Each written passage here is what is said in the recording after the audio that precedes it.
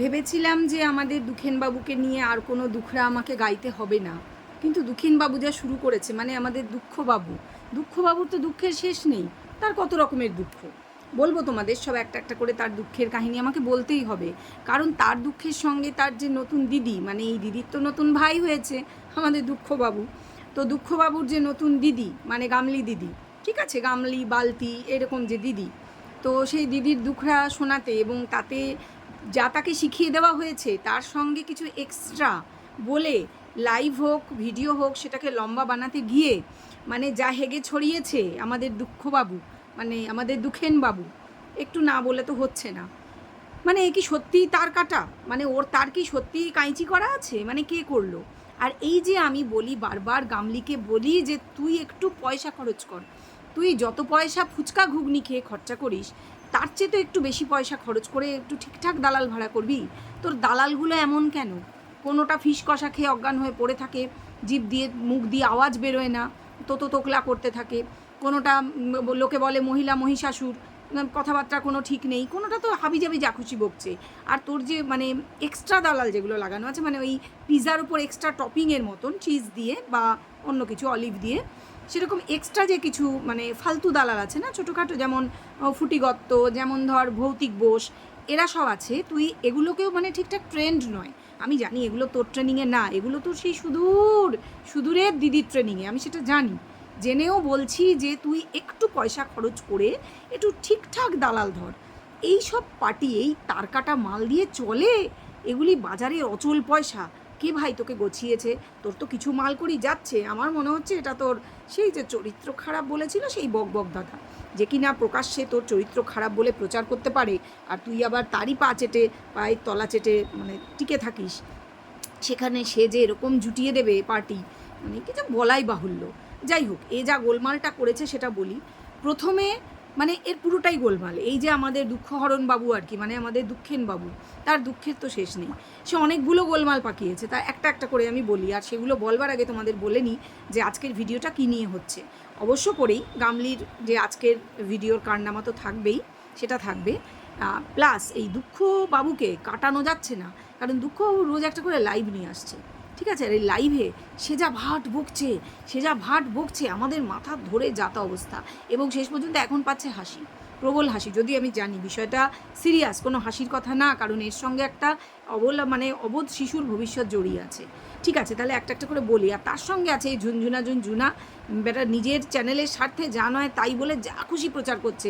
আর ওই ঘোড়া দালাল তো মানে ছেড়েই দাও, ও তো তোমরা জানো, ম্যান্ডির ক্ষেত্রেও তোমরা দেখেছো। এই যে একসময় স্যান্ডিও যাকে বলতো, তাকে নিয়েও হেন নোংরাভাবে তাকে অ্যাটাক করা ছাড়েনি, যে তার ব্লাড সুগারই ধরে গেছে, এবং তার বোধহয় মানে হার্ট অ্যাটাক হতে আর বেশি বাকি ছিল না।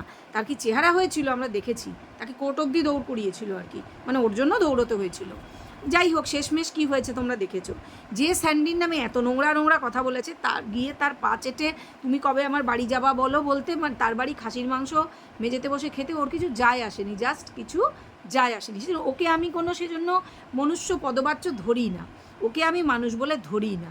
কিন্তু গামলি, তুই তো নিজের ভবিষ্যৎটা ভেবে একটু পয়সা খরচ করে ঠিকঠাক একটা লোক ফিট করবি, তুই কাকে ফিট করেছিস? তো একটা আস্ত তার কাটা মাল রে। হ্যাঁ, এই যে দুখেনবাবুর দুখরা, আচ্ছা বলবো, সবই বলবো। তার আগে বলে নিই যে welcome back to my channel world of দোলায় সকল দর্শক বন্ধুকে স্বাগত জানাই। আশা করি তোমরা সকলেই সুস্থ আছো, ভালো আছো, আমিও ভালো আছি। ভালো আমাদের থাকতে হবে, মা আসছেন, পুজো আসছে, যত কিছু আমরা দেখতে পাচ্ছি ভীষণ টার্ময়েল চলছে সমাজে, সামাজিক সমস্ত কিছু নিয়ে। এই যে আমাদের আরজিকরের যে অভয়ার যে ধর্ষণ এবং হত্যাকাণ্ড, যা কিছু আমরা দেখলাম সেটা আমরা হজম করতে পারিনি, হজম করার কথা নয়, কারণ তার পরবর্তীকালে যে সমস্ত কথাগুলো আসছে সেগুলো সত্যিই হজম করার মতো নয়। আশা করি মাই এর সমাধান করতে পারবেন, কারণ কোনো মানুষের পক্ষে তো হচ্ছে না দেখছি। তো এখন আমাদের ভগবানের উপরই নির্ভর করতে হবে। আর এক হচ্ছে, এই দ্বীপের সন্তান শেষ রাখতে পারবে নাকি সন্তান তার মাতাশ্রীর কাছে চলে যাবে। আমি বলছি না যে সন্তান মাতাশ্রীর কাছে যাওয়াটা কোনো অন্যায় কথা, কিন্তু মাতাশ্রীকে তো উপযুক্ত হতে হবে, তাকে তো প্রমাণ করতে হবে যে সে উপযুক্ত মাতাশ্রী। সে যদি আগে প্রমাণ করে থাকে যে সে কোনো মাই নয়, সে মনে রাখতেই চায়নি যে সে মা, সেটা প্রতি ছন্দে পদে সে প্রমাণ দিয়েছে, প্রমাণ রেখে গেছে, স্বাক্ষর রেখে গেছে, তারপর হঠাৎ করে তার মাতৃসত্তা জাগ্রত হওয়া এবং হঠাৎ হঠাৎ গীত গাইতে বসা, কিন্তু তার কোনো রেজাল্ট নিটফল শূন্য আমরা সবসময়ই দেখতে পাই। সে আগেও বলেছে, গত 6-7 মাস ধরেই সে বলে যাচ্ছে, যবে থেকে বক দাদা তার জীবনে প্রবেশ করেছে, যে এই বাচ্চা চলে এলো মায়ের কোলে এসে টপাস করে পড়ে যাবে।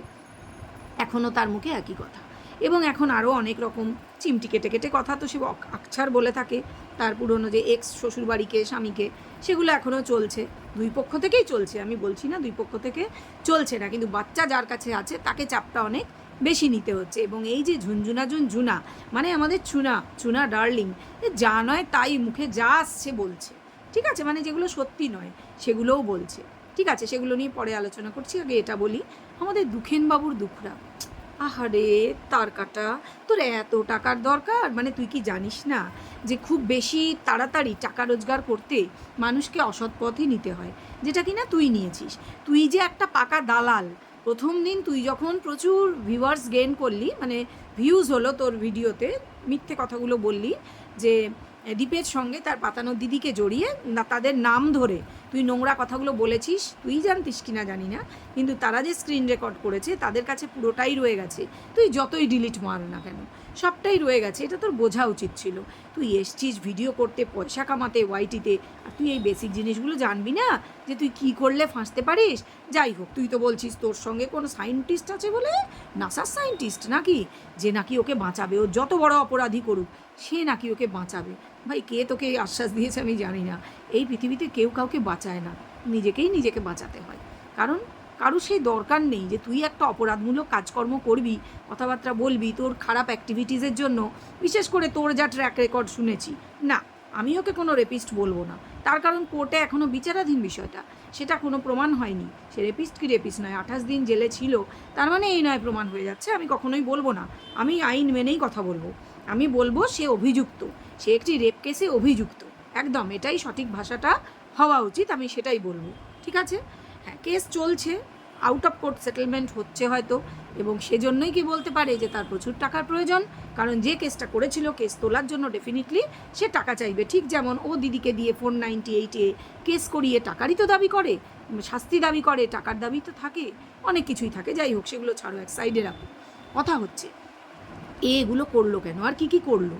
প্রথম দিন সে এসে একবারে রণচণ্ডী মূর্তি ধরে একেবারে বলে দিল যে ওর কাছে প্রমাণ আছে, এবং যেহেতু প্রমাণ আছে বলেছে, একটা ইয়াং ছেলে, এবং সে যার অ্যাসিস্ট্যান্ট ছিল তিনি একজন বিখ্যাত মানুষ নিজের ক্ষেত্রে, হিউম্যান রাইটস ইত্যাদি, তো লোকে ঝাঁপিয়ে পড়লো ওর ভিডিও দেখতে, ওর যেটা উদ্দেশ্য ছিল চ্যানেলটা এক রাতের মধ্যে গ্রো করে মনিটাইজ হয়ে গেল, ঠিক আছে।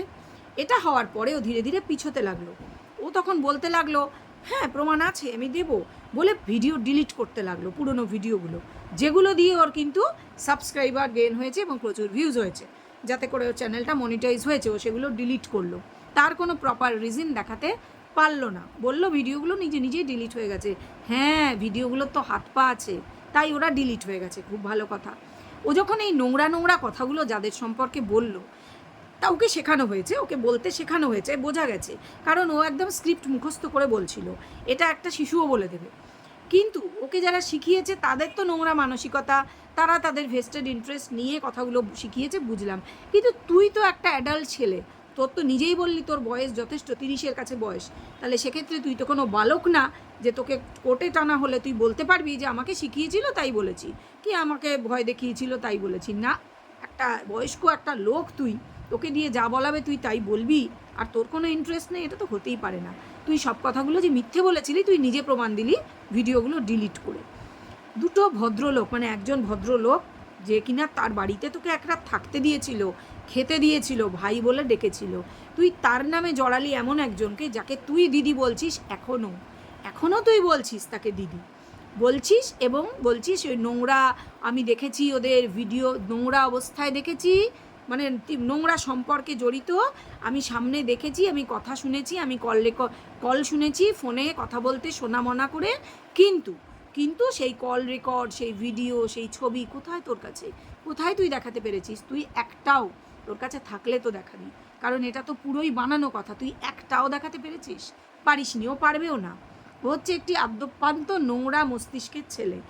এটা কেন করা হলো, ওকে দিয়ে এটা কেন করানো হলো? ডেফিনেটলি ও ফেসে গেছে এবং এটা থেকেও বেরোতে পারবে না, এবং হয়তো এটাই কারণ যে ও আগেও ফেসেছে, বুদ্ধি যদি হাঁটুর তলায় হয় ফাঁসবে তো বটেই। এবার আমি ওর প্রসঙ্গটা ছেড়ে বলি যে কথাটা কেন করা হয়েছে। এই জিনিসটা করা হয়েছে কবে বন্ধুরা, তোমরা খেয়াল করো। ঠিক 20-21 তারিখে, গামলি তুই কোথায় ছিলি? ম্যাডাম এই প্রশ্নটা করেছিলেন, এই বল তুই কোথায় ছিলি, তুই বলবি না? আমার কাছে তার প্রমাণ আছে, দেখিয়ে দেবো দেখিয়ে দেবো দেখিয়ে দেবো। এটা ম্যাডাম নিজের লাইভে বলেছিলেন। এক্স্যাক্টলি পরের দিন একে বাজারে আমদানি করা হলো। এবার তোমরা বলবে বাবা এত তাড়াতাড়ি কি করে শিখিয়ে পড়িয়ে আমদানি করা হলো? না, একে অনেক দিন ধরেই রেডি রাখা হয়েছিল, কারণ এর সঙ্গে ম্যাডামের একটা পুরনো কাজের সম্পর্ক ছিল এবং হয়তো কিছু অশান্তি হয়েছিল, তার থেকে এ বেরিয়ে গেছিল বা তাকে বার করে দেওয়া হয়েছিল, যে কোনো একটা সত্যি। কথা হচ্ছে যে একেই কেন, যেহেতু বললাম কারণটা, এবার কথা হচ্ছে এ কেন রাজি হলো? অবশ্যই পয়সার লোভে, কারণ ওর প্রচুর পয়সার প্রয়োজন। ও সিম্প্যাথি গেন করার জন্য হঠাৎ একটা নিজের টিনের বাড়ির হোম ট্যুর দিয়ে দিল, যাতে করে লোকে আহারে বাছারে করে।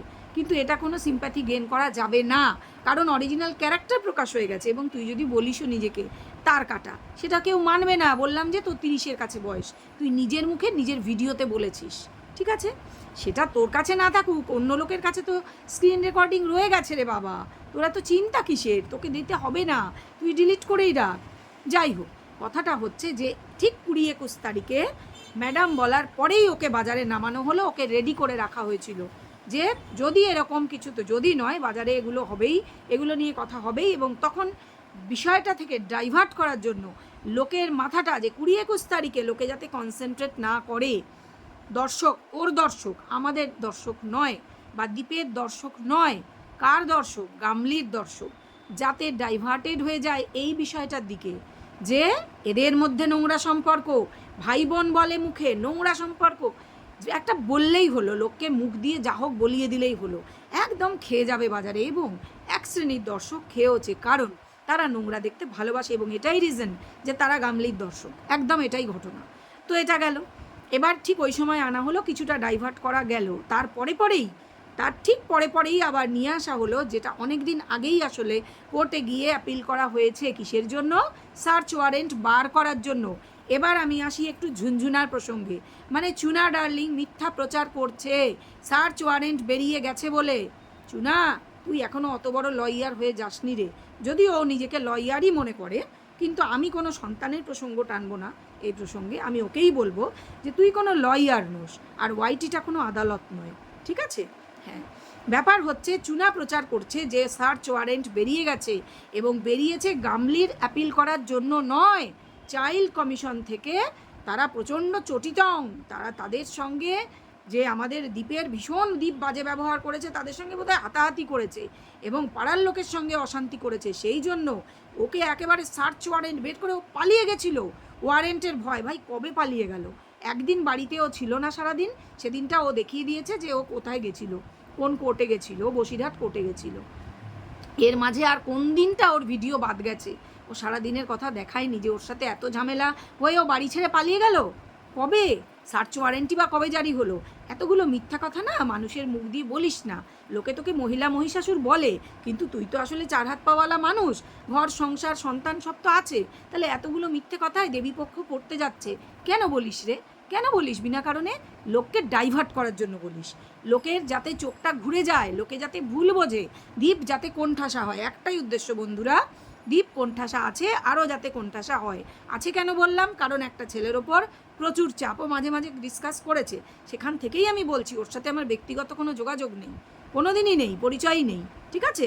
আমি সেই ওর ভিডিও থেকেই জেনেছি ও খুবই প্রেশারে থাকে, কারণ এই মা বাবা শরীর অসুস্থ, এত একটা 1 বছরের ওপর ধরে বাচ্চা মানুষ করা, বাচ্চাকে বুঝতে না দেওয়া, তার জীবনে যে মায়ের অনুপস্থিতি, তাকে ভরিয়ে রাখা সব কিছু দিয়ে, তারপরে তাকে আরও কোণঠাসা করার চেষ্টার কারণ একটাই হতে পারে, নিজেদের ভেস্টেড ইন্টারেস্ট।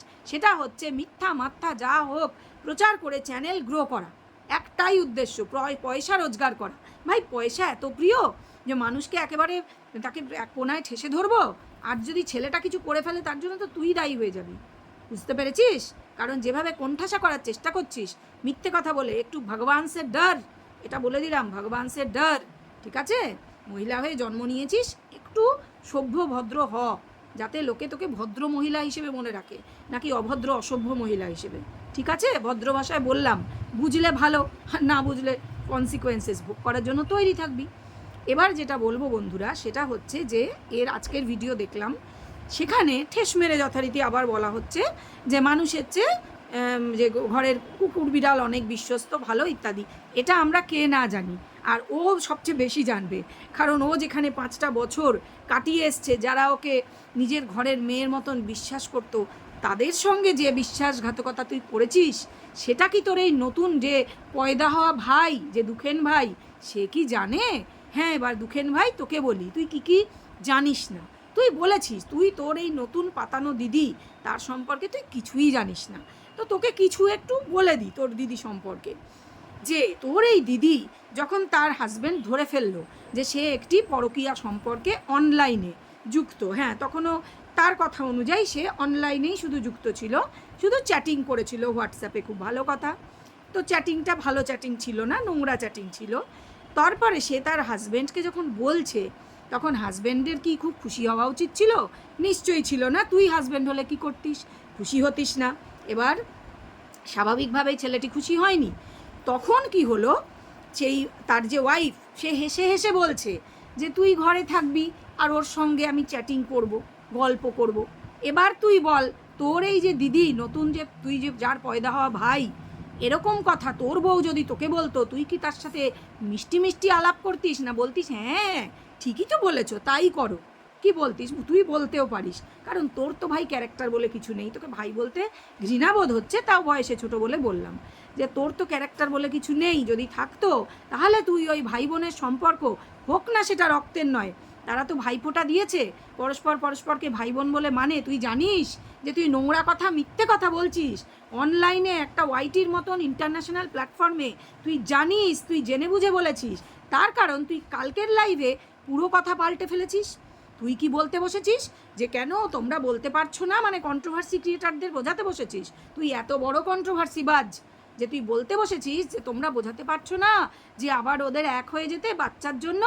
হ্যাঁ, এক জায়গায় বসলে 1 ঘন্টা, একটা ঘরে হাজব্যান্ড ওয়াইফ থাকলে মিলাপ হলে সব ভুলে যাবে কার সাথে কি করেছে আর কি ছিল। তুই ভুলে যা না, তুই বিয়ে কর, তারপর তোর বউ ওরম করুক, তোকে আশীর্বাদ করি, তারপর এসব হোক তোর সাথে, তুই ভুলে যা। কেউ নাই ভুলতে পারে, তার পার্সোনাল লাইফ, তুই বলার কে? সে ভুলবে কি ভুলবে না সেটা তো সে বিচার করবে। সেখানে অন্য কেউ ঢুকে কথা বলছে তোর কেন মনে হচ্ছে? সে নিজে ডিসাইড করেছে, তারপরে সে ডিসিশান চেঞ্জ করবে কি না সেটাও তার ব্যাপার। সেটা আমরা বলার কে? আমরা তাকে কেউ কিছু বোঝায়নি। সে নিজে এক্সপিরিয়েন্স করেছে তার লাইফে, কি নরকবাস করিয়েছে, তাকে নরকের মধ্যে রেখেছিল 5 বছর, এখন আরও +1 6 বছর ধরে। বুঝতে পেরেছিস? তুই তো তার বাড়ির কাছে থাকিস, তোর মনে যদি এত ভালো ভালো কথা ছিল, ওয়াইটিতে এসে নিজের চ্যানেল গ্রো করার চেষ্টা না করে, নোংরা কথা বলে তার নামে এগুলো না বেচে, নোংরামিটা না বিক্রি করে, তুই তো তার বাড়ি গিয়ে তাকে বোঝাতে পারতিস। তুই তার কত বড় শুভচিন্তক আমরা বুঝে গেছি। আমরা কেন, আমাদের দর্শকরাও বুঝে গেছে, কেউ বোকা নয়। হ্যাঁ, তুই নিজে অবশ্যই বোকা। তুই নাম ধরে ধরে যে ধরনের লাইভ করেছিস সেগুলো সবার কাছে রয়েছে, এবং তার ফলে তুই কিন্তু ট্র্যাপে পড়ে গিয়েছিস, মানে নিজের পাতা ফাঁদে নিজে পড়ে গিয়েছিস। তাই হয়, তোর মতন অসভ্য লোকজনের না তাই হয়। এবং তুই এরপরে কনসিকোয়েন্সেস ফেস করার জন্য অবশ্যই তৈরি থাক, ঠিক আছে? ভালো কথা। তুই আবার নিজেকে শিক্ষিত বলেছিস শুনলাম। ক্লায়েন্ট কে বলে রে ভাই? ক্লায়েন্ট বলতে পারিস না। ক্লায়েন্ট কে কাকে কিলায় রে? কিলানিতে এবার মনে হচ্ছে জানি না কার হবে। যাই হোক, যেটা বলছিলাম, এবার একটু গামলির কথা বলি। তো গামলি দেখলাম এত কেস করার পরেও তার কাছেই নাকি সব চলে আসছে, বাচ্চা টাচ্চা সব। তারপরে তার মুখটা এরম অসুখী কেন? এত অসুখী কেন? সুখ নেই মনে, বোঝা যাচ্ছে। কারণ সে জানে যে সে যে ফাঁদ পাচ্ছে, সেই ফাঁদ ধীরে ধীরে তাকেই গ্রাস করছে। তাই তো হয় বন্ধুরা, অন্যের জন্য পাতা ফাঁদে মানুষ তো নিজেই পড়ে। এই রকম মানুষ তোমরা দেখে নাও আর জি করের কেসটা। এই যে সন্দীপ ঘোষ, সে কি ভেবেছিল সে বিশাল কিছু হনু? আজকে তার চেহারাটা দেখেছো তোমরা? আস্তে আস্তে তার সব কিছুই যেমন কারনামা ধরা পড়ে যাচ্ছে, ঠিক এরকমই অন্যের জন্য পাতা ফাঁদে নিজেই ধরা পড়ে যাচ্ছে। আরও পড়বে, এখন তো কিছু হয়নি, এ তো সবে কলি শুরু, কলির সন্ধেও বলতে পারো। হবে, আস্তে আস্তে হবে। সবাই দেখার জন্য তৈরি থাকো। চলো, এই ভিডিও আর লম্বা করবো না। সবাই ভালো থেকো, সুস্থ থেকো। ভিডিও ভালো লাগলে অবশ্যই লাইক করে দিও। তোমাদের মতামত, অমূল্য মতামত আমার সঙ্গে কমেন্ট বক্সে শেয়ার করবে। আর শেয়ার, কমেন্ট, সাবস্ক্রাইবটা করো। এগুলো করতে ভুললে কিন্তু হবে না। চলো, আমি তাহলে আরও ভালো ভিডিও করার উৎসাহ পাবো। সবাই ভালো থেকো, এখন আসি, টাটা।